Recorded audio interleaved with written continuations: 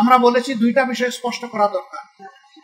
একটা, নির্বাচনটা কখন হবে। 24 জুলাই বিপ্লবের মধ্য দিয়ে দেশে একটা পরিবর্তন এসেছে, কিন্তু এই পরিবর্তনে এখন যারা নেতৃত্ব দিচ্ছেন সরকারে, তাদের পরিচয় হচ্ছে যে তারা কোনো পার্টিকে বিলং করবেন না। এটা হওয়া উচিত, কিন্তু এখানেও কিছু ব্যতিক্রম ঘটেছে। এটাও মাঝে মধ্যে সমাজকে উদ্বিগ্ন করেছে। আবার স্বাভাবিকভাবেই এই পরিবর্তন বা বিপ্লবের অবশ্যম্ভাবী দাবি ছিল যে অর্থবহ কিছু সংস্কার করা লাগবে এবং যারা অপরাধী তাদের বিচার হতে হবে। এই সংস্কার এবং বিচারের মধ্য দিয়েই একটা অর্থবহ নির্বাচন হবে, যেই নির্বাচনে সমতল মাঠ থাকবে। নির্বাচনে যারা অংশগ্রহণ করবেন তাদেরকে কোনো ধরনের ষড়যন্ত্রের মুখোমুখি হতে হবে না। এখানে পেশি শক্তি এবং কালো টাকার প্রভাব চলবে না। 15.5 বছর মানুষ 3টা নির্বাচনে তার ভোটের অধিকার প্রয়োগ থেকে বঞ্চিত হয়েছে। এবার তারা নিঃসংকোচে নিজের এই অধিকারটা প্রয়োগ করতে চায় এবং এই সুযোগ পাবে নিশ্চিত হবে। এটি হচ্ছে জনগণের দাবি। প্রধান উপদেষ্টা ইতিমধ্যে কয়েকবার তিনি বলেছেন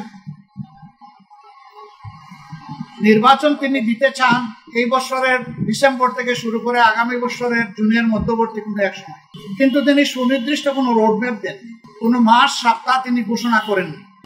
এটাকে কেন্দ্র করে বিভিন্ন ধরনের দাবি এই নির্বাচনের রোডম্যাপের ব্যাপারে আছে। আমাদেরও কিছু রিকমেন্ডেশন ছিল,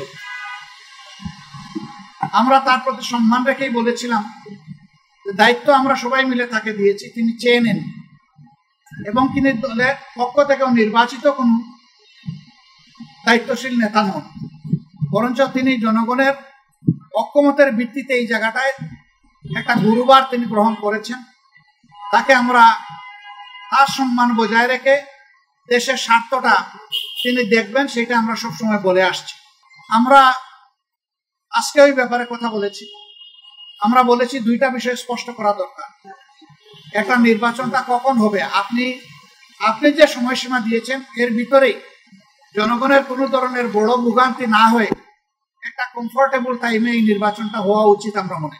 আর 2 নম্বর আমরা বলেছি এই নির্বাচনের আগে অবশ্যই সংস্কার এবং দৃশ্যমান বিচারের কিছু প্রক্রিয়া জনগণের সামনে আসতে হবে।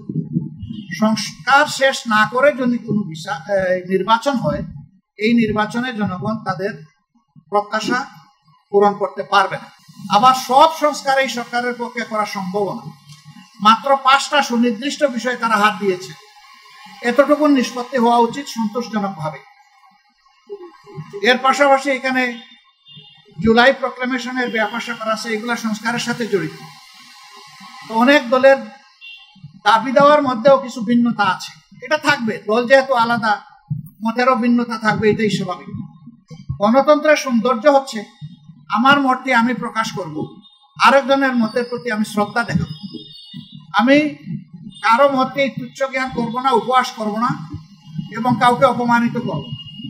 কিন্তু আনফর্চুনেটলি এই সীমা আমরা অনেকেই রক্ষা করে চলতে পারি না। আমাদের পারা উচিত।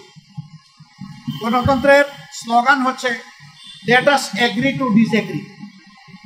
আসো আমরা এক হই যে আমাদের ভিন্ন মত প্রকাশ করার অবকাশ আছে, সুযোগ আছে। এই থিওরির উপর আমাদের সকলকে আসতে হবে। আমরা বিশ্বাস করি সমস্ত দলই দেশকে ভালোবাসে।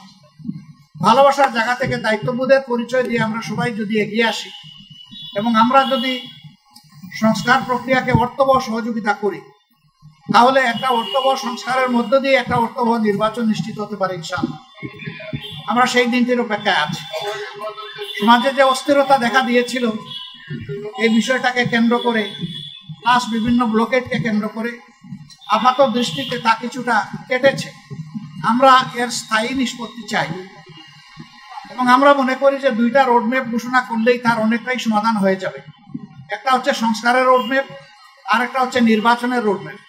এই দুইটাই অতীব গুরুত্বপূর্ণ বলে আমরা মনে করি। আপনারা আজকে এখানে এসেছেন, আপনারা ইতিমধ্যে বিএনপির বন্ধুরা এসেছেন, তাদের কথা আপনারা শুনেছেন, আমাদের কথা আপনারা ধৈর্য ধরে শুনলেন। এই জন্য আমরা আমাদের পক্ষ থেকে আপনাদের প্রতি কৃতজ্ঞতা জানাই এবং ধন্যবাদ জ্ঞাপন করি। আমি মহোদয় আপনাদের সাথে আমাদের আরো অনেক দেখা হবে, কথা হবে ইনশাআল্লাহ। আজকে আরো হয়তো আপনারা কথা শুনবেন, আরেকটা দল তারা ঢুকেছেন, তারাও বের হলে তারা তাদের কথা বলবেন। আমরা দেশকে আমাদের ভালোবাসার জায়গা থেকে, বিবেকের দায়বোধের জায়গা থেকে যেটা উত্তম মনে করি সেই ব্যাপারে কাজ করতে আমরা দৃঢ় প্রতিজ্ঞ। ন্যায় এবং সত্যের পথে আমরা অবিচল থাকবো, দেশের স্বার্থটাকে আমরা বড় করে দেখবো, এটি হচ্ছে আমাদের অঙ্গীকার। আপনাদের সবাইকে ধন্যবাদ। আমি মহোদয়, আপনারা যে আজকে আলাপ করলেন এটার প্রেক্ষিতে আপনারা কোনো সময়সীমা বেঁধে দিয়েছেন কিনা, এবং আপনারা রোড এই সংস্কারের পরে নির্বাচন চাচ্ছেন কিনা?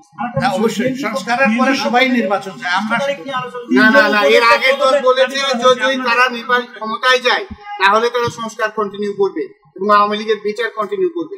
আপনারা কি সংস্কারের পরে বিএনপি কখনো কখনো বললে, তারা কিন্তু বারবার এখনো বলছে যে আমরা সংস্কারের বিরোধী নই, তবে নির্বাচনের রোডম্যাপটা আমরা চাই সুনির্দিষ্টভাবে, সেটা তো আমরাও চাই। কিন্তু আমরা কোনো সময় বেঁধে দিইনি। আমরা কমফোর্টেবল দুইটা টাইম আপনাদের মাধ্যমে এই জাতিকে জানিয়েছি।